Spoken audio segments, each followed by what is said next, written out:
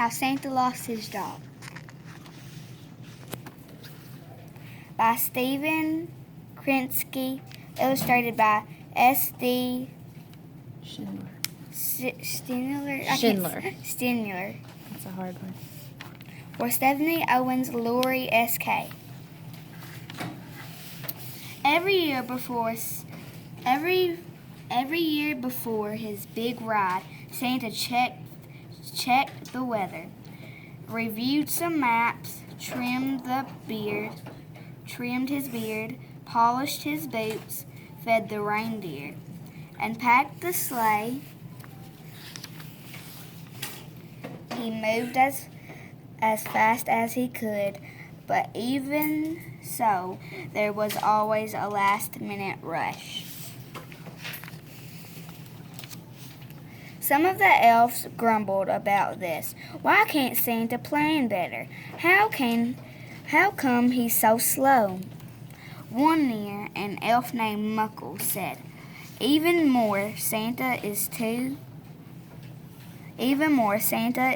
set in his way. He declared he wastes his time and energy maybe. So his friends agreed, but what could they do? After all, Santa was only human. That gave Muckle an idea. For months he worked on a secret project, and almost every day the mail carrier Clara dropped off packages at his door. What are you up to? She asked, but Muckle wouldn't say. He kept his workshop locked and didn't let anyone in. It was late fall when Muckle finally showed off his creation. This is a deliverer, he proclaimed. The other elves admired the shiny metal and blinking lights. What does it do? They asked. It's a replacement, said Muckle, for Santa.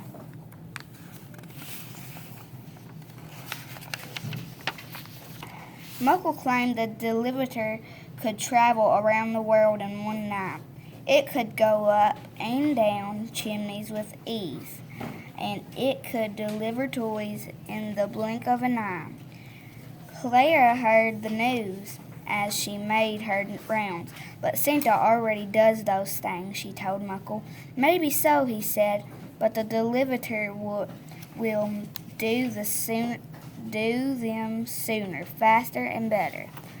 The other elves were impressed. However, they still needed proof. Fine, said Muckle. Let's test Santa against the deliverer. The winner will deliver our toys from now on. When Santa heard the news, he shook his head. There's more to my job than meets the eye, he said. But since you make the toys, the decision is yours. In the first contest, the elves timed how long it took Santa, the deliverer, to get ready to leave. Santa always started off with a bubble bath. Then he carefully got dressed. One of his boots usually gave him a little trouble. The deliverer didn't take baths or wear boots, so it was ready first. Next, Claire brought in 2 big stacks of mail. She put one in front of Santa and the other in front of the delivery pile. A pile of toys set between them. You have 1 hour, Muckle explained to Santa. However, matches the most children with the gift wins.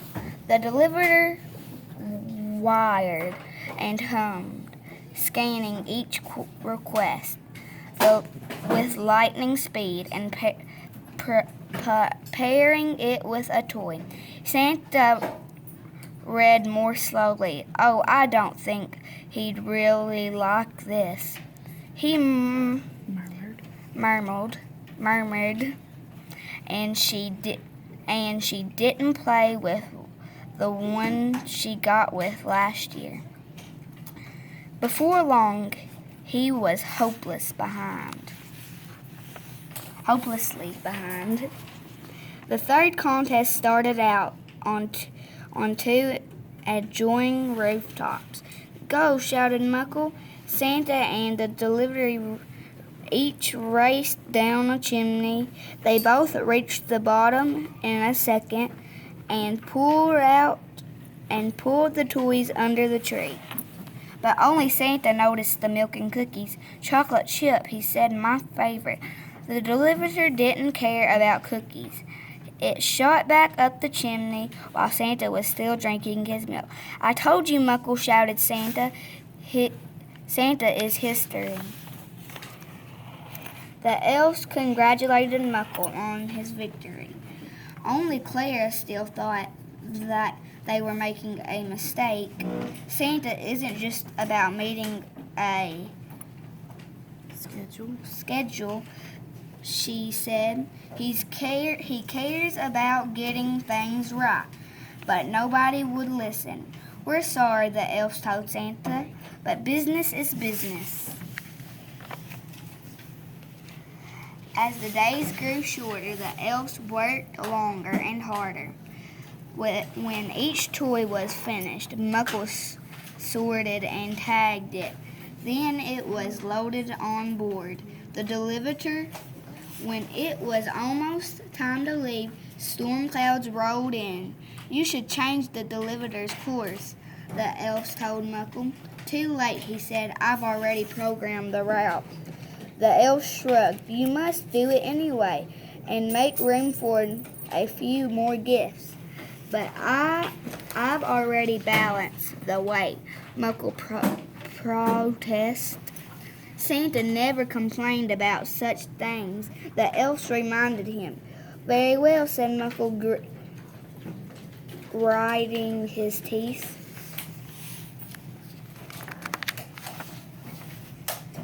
He filled quickly with the dials and switches. Then, fearing that the elves might ask for even more, Muckle made a decision. "Let's go," he said, pressing a button. The deliverer's rockets fired up and it took off into the darkening sky. But with all the extra weight and new directions, the deliverer seemed confused. Instead of disappearing from sight, it kept circling overhead. "Just a little more power," Muckle insisted. He pressed one button after another. The rockets glowed bright. The deliverer spiraled around faster and faster.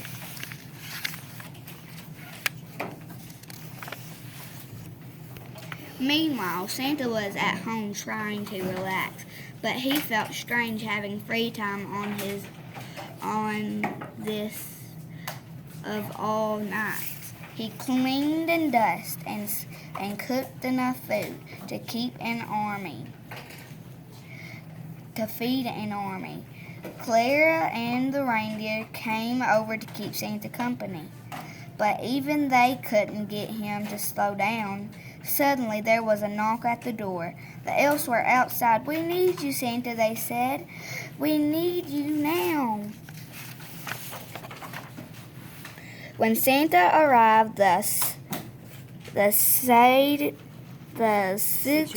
situation was all too clear. The elves looked very uncomfortable. "Santa, will you take your job back?" they asked. "Please, of course, please." "Of course," Santa said, and left it at that. Everyone, even Muckle, helped load the sleigh and hitch up the reindeer. It was their most hectic year yet. After that, nobody talked or of replacing Santa again. Each year there were new days or mix-ups, but the elves didn't mind. They realized now that this is all perfectly normal. Still, not everything stayed the same. Santa had learned a lot from the whole experience and as happy as he had been before. He was even happier in the years to come. The end.